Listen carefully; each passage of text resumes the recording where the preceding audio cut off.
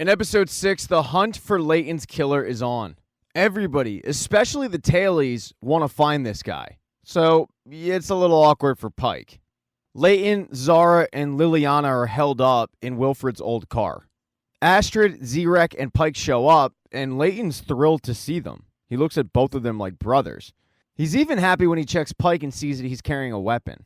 Eventually, Astrid and Zirek leave to set up a border. But this is such a big deal that Ruth tries to go and check in on Roach, who's in the mental car. The psychiatrist, though, does not think it's a good idea to release him because Roach is still obsessed with retribution. Ruth decides to go and talk to Roach on her own. Maybe she can convince him and let him know that he's needed. Roach is non-responsive. Ruth asks Roach to just tell the psychiatrist what he wants to hear. Get out of there. Get on with his life. Not only does the train need him, but his daughter needs him as well. But the psychiatrist is correct. Roach is still obsessed with vengeance. He's not in the right mental state to get out of there. Unfortunately for Ruth and the rest of the car, they're going to have to do this one without Roach. Back up in Wilfred's old car, Layton is obsessing over who might have killed him. He's convinced that it's Wilfred, but Zara doesn't think it is. She just doesn't think he's the right guy for this, especially in his current state. All the while, Pike is acting like a friend. And Zara and Layton are appreciative of it, so much so that they give Pike Liliana to hold for a little bit. When Pike finds out that the baby's name is Liliana and they didn't keep with the tale tradition of naming babies after the closest city, he's not happy. But Layton tells him Liliana suited her better. For Pike, this is another example that Layton is not really a tailie anymore. The phone then rings, and it's Till. Till was really the boots on the ground, trying to track down exactly who this was. And what she was able to find out is that the bomb that took out Layton was a similar bomb to a tailie revolution after year 3. Which means that it must have been a tailie.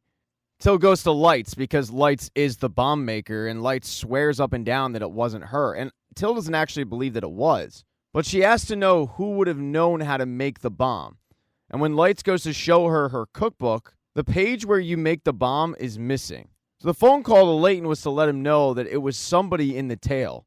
And that's when Layton figures out that it was Pike. By the look in Layton's eye, Pike knows that he's been found out. But he has leverage because he's holding Liliana. Layton and Zara start begging Pike to hand over the baby. Layton telling Pike, this is between me and you, man. We can talk this out, but give the baby over to Zara. Pike is so insulted by the fact that they really think he would harm the baby that it pisses him off even more. Eventually, though, he does hand over Liliana, but he runs out of there and runs into hiding. Word starts to circulate through hospitality and the brakeman that Pike was the one who put the hit out on Layton. And this really surprises Ruth. She makes it her mission to clear Pike because she doesn't believe that he'd be capable of this. She goes to his quarters, but she doesn't find Pike. She finds Till and Layton searching around. When she sees them, she has to come clean about the fact that she had a relationship with Pike. After all, they spent 6 months fighting Layton's war together in the shadows. This is pretty surprising to both Till and Layton, but they quickly get back to the message at hand, with Ruth not believing that Pike could be capable of such a thing. And that's when they hand over the torn-out pages from Lights' cookbook that were found in Pike's room. It shows that Pike is guilty. Layton and Till go make an announcement to the tale to let them know that Pike was the one that put out the hit on Layton. Most of the tailies don't even believe that it could be possible. Even after Layton shows them the torn-out pages, they still don't believe it. But Layton's message is clear. If you see Pike, you're supposed to bring him in. Doesn't matter that you guys are old friends. You tried to blow up somebody, so do your civic duty. And Pike just so happened to go back to one of his hiding places. It's a place where he was making the bombs. But he got caught by Asha. Asha couldn't take all the people and the sensory overload, so she ended up finding that nook of the train and hiding out in it, putting on her helmet. When Pike shows up, she's ready to battle, but Pike makes it clear from the get-go, hey, I'm not here to hurt you. As Pike is collecting another bomb, they start talking about New Eden and where exactly Layton found her. Her story starts cracking. Pike does not believe it for a second. It doesn't make any sense. If she knew about New Eden and she came from New Eden, why didn't she stay in New Eden? Why didn't Layton find her in New Eden? Pike doesn't really have time to sit there and grill her about it because Ruth shows up, confronting him about what he did. Ruth tries to convince him to turn himself in, but Pike won't. She's also not going to rat him out after what they went through. Pike ends up just walking off. As the tailies are sort of but not really trying to find Pike, Alex had nothing to do, so she went to go eat. While she's eating, she notices Callie. Roach's daughter.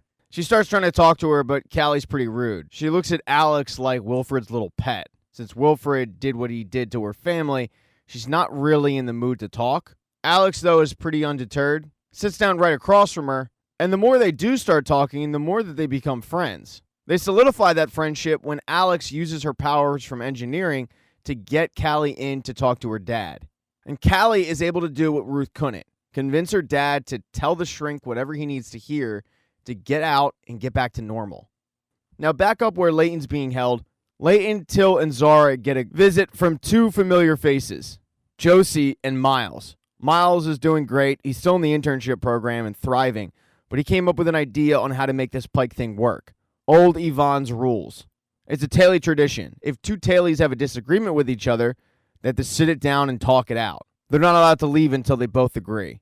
Layton's all for it, but Zara isn't, and that's because there's one little catch with Old Yvonne's rules. If the two parties don't agree, then they fight to the death.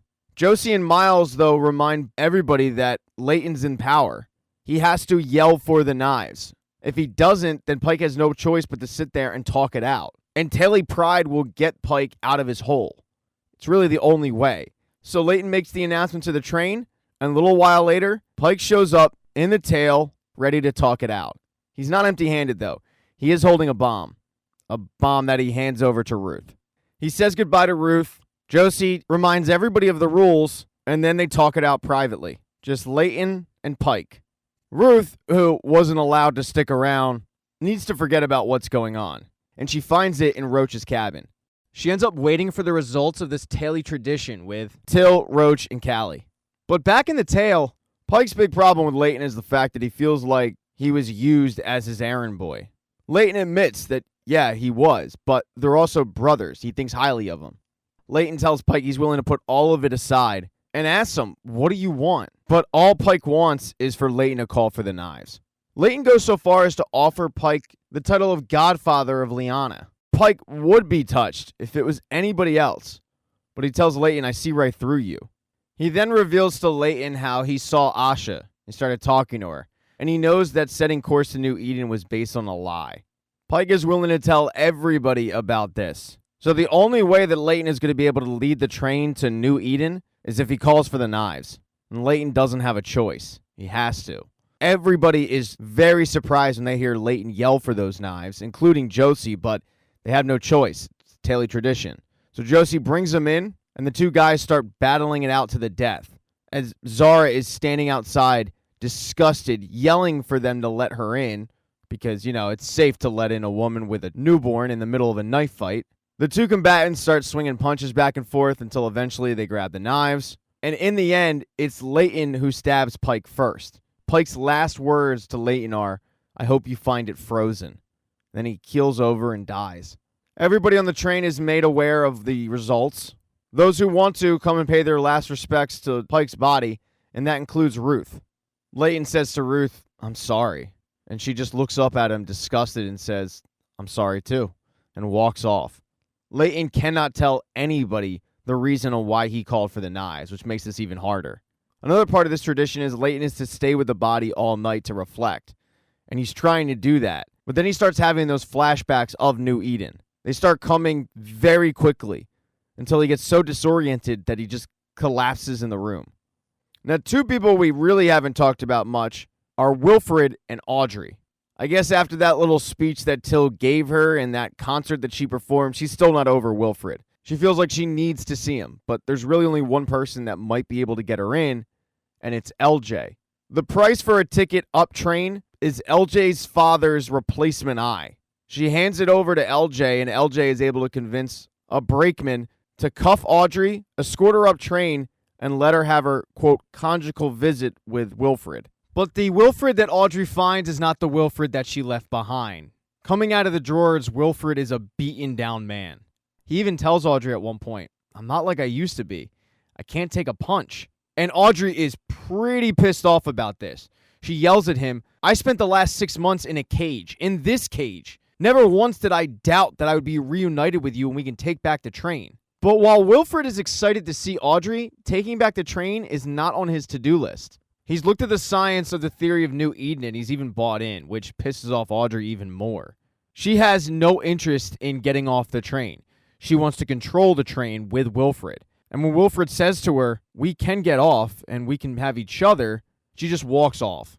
Thank you so much for checking out this recap. Please consider subscribing to the channel. Hit thumbs up if you liked it. Smash that thumbs down button if you thought this sucked. Make sure to be nice in the comment section. If you don't see the next video up in the end screen there, I'll get it up in a few days, not to worry. And I have merchandise, so go buy a mug or something.